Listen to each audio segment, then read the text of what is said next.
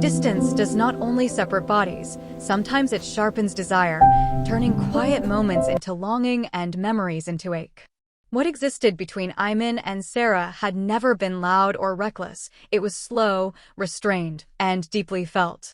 They met during university, when attraction first appeared as lingering glances and accidental touches that lasted a second too long. Sara's voice would soften whenever she spoke close to Aiman's ear, and Aiman felt it in her chest long after the moment passed. They never rushed, never crossed lines too quickly, yet every shared silence carried weight. On the night before Sara left for her scholarship abroad, they sat together without speaking, Aiman's head resting against Sara's shoulder, while Sara's fingers moved gently through her hair.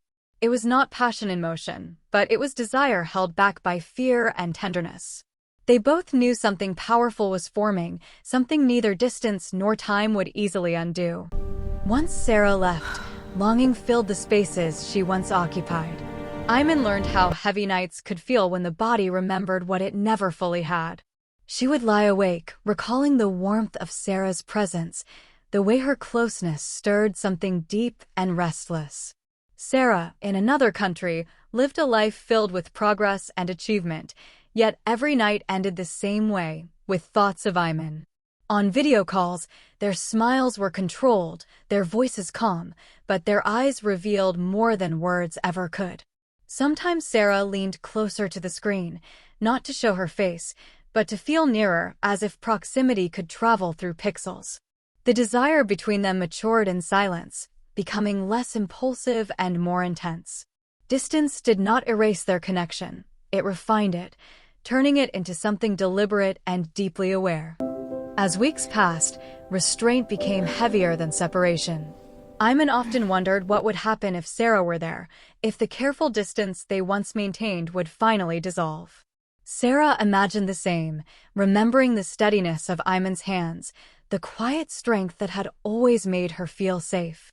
One night, unable to carry the weight alone, Aiman wrote to Sara, not in detail, not in explicit confession, but in honesty. She wrote about longing, about missing not just presence but closeness, about how desire grows when ignored too long. Sara read the message slowly, feeling recognition move through her body like heat. That night, she admitted to herself what she had tried to silence. This was no longer just love surviving distance. It was desire waiting for permission. When Sara finally returned, the air between them felt charged, restrained by awareness rather than uncertainty. Their reunion was quiet but intense. Sitting close, their knees touching, every movement felt intentional. When Sara reached for Aiman's hand, it was not rushed, it was a question, and Aiman answered without words. That night was not about urgency but exploration, slow, careful, deeply attentive. Touch became language and silence became understanding.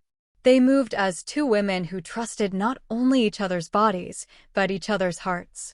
There was no fear in that closeness, only the certainty that what they shared was chosen, not accidental.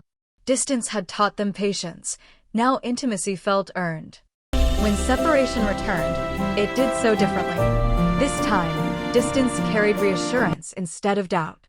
Their conversations grew more honest, their connection more grounded.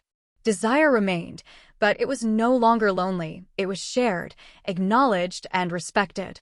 They planned a future that did not rush but promised arrival.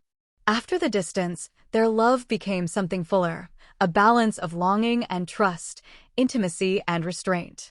It was not just romance, it was a mature connection between two women who had learned that desire deepens when met with patience, and love grows strongest If you when like my chosen videos, again please and don't again. forget to like my videos and subscribe my channel.